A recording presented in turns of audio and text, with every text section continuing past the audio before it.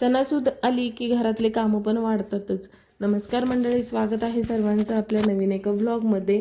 तर हा व्हिडिओ ना आधी शूट करून ठेवलेला होता. सध्या माझी व्हिडिओ वगैरे बनवण्याची काहीच इच्छा होत नाही आणि व्हॉइस ओव्हर करण्याची पण इच्छा होत नाही आहे. पण काय आहे ना, व्हिडिओमध्ये खंड केला की व्ह्यूजवर पण परिणाम होतोच आणि त्यानंतर अल्गोरिदम पण खराब होतो. चला म्हणलं, हा अगोदर व्हिडिओ शूट करून ठेवलेलाच आहे, तर आज ह्यावरतीच व्हॉइस ओव्हर करूया.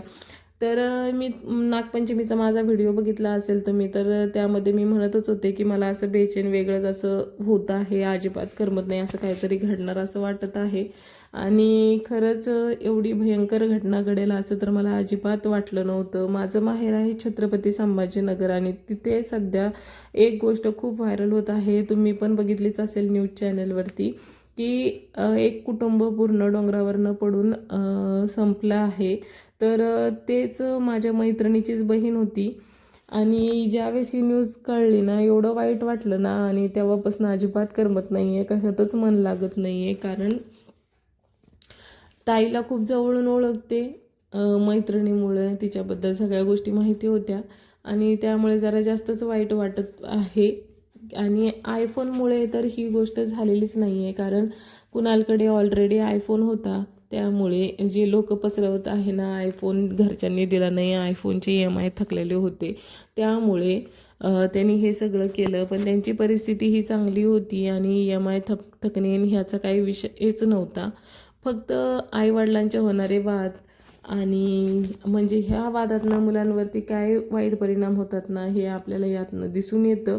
माझी फक्त सगळ्यांना एकच विनंती आहे की चुकीच्या अफवा पसरू नका. आपल्याला आपल्याच घराबद्दल्या सगळ्या गोष्टी माहिती नसतात, तर दुसऱ्यांच्या घरामधल्या काय माहिती आहेत, जे समोरून कळतं त्याच्यावरतीच विश्वास ठेवून सगळ्या गोष्टी पसरवू नका.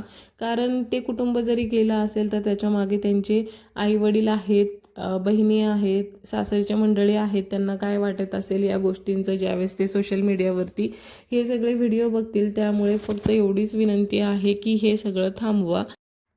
कपाटावरती सगळा पसाराच झालेला दिसत होता. चला म्हणलं, आज त्या कपाटावरचा पसारा सगळा काढून घेऊया आणि व्यवस्थित आवरून घेऊया, कारण घेतल्यापासून तो काय आवरलेलाच नव्हता. मग बरीच धूळ झालेली होती, सगळं काढून घेतलं, झटकून घेतलं, पुसून सगळं व्यवस्थित ठेवून घेतलं.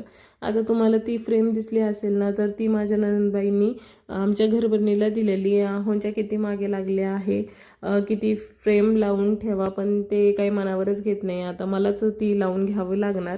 आणि बेड खालचा पण जो पसारा होता तो काढून घेतला आणि व्यवस्थित अशी सगळी बेडरूम क्लीन करून घेतली. आता बराच वेळ झालेला होता, बाकीची कामं माझी सगळी राहिलेली होती, त्यामुळे घाई गडबडीत आले किचन कट्टा क्लीन करण्यासाठी.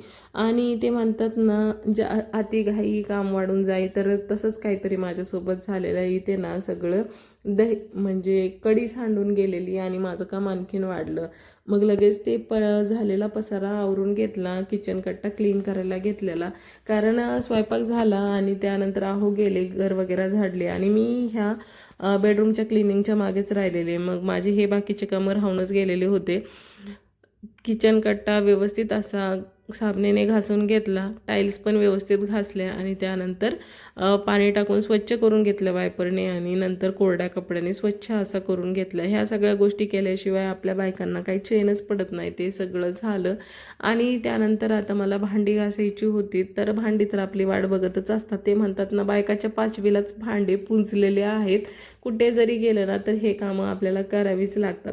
आता दहीच येत आहे माझ्या सगळ्या तोंडामध्ये सारखं, कारण मनस्थितीच नाही आहे बिलकुल ठीक. ह्या सगळ्या गोष्टी झाल्या आहेत, कारण ती ताई एवढी जवळची आहे आणि जे लोक बघतायत त्यांना वाईट वाटते. तर मी तर तिला ओळखते, बोललेली आहे, तर मला तर आणखीनच जास्त वाटत आहे.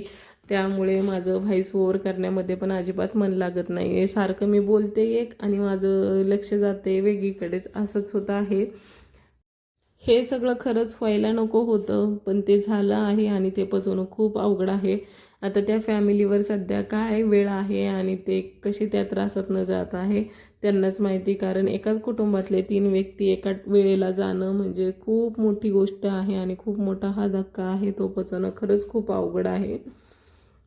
देव सगळ्यांच्या आत्म्याला शांती लाभो, एवढंच मी म्हणेल. आणि इकडे मी माझी सगळी भांडी घासायला घेतलेली आणि तेलाची काटली पण मला घासून घ्यायची होती, तर अगोदरच त्याच्यामध्ये गरम पाणी टाकून ठेवलेलं होतं. गरम पाणी टाकल्यामुळे तेलकट जो वास असतो तो पण निघून जातो आणि लवकर तेलकटपणा पण निघून जातो.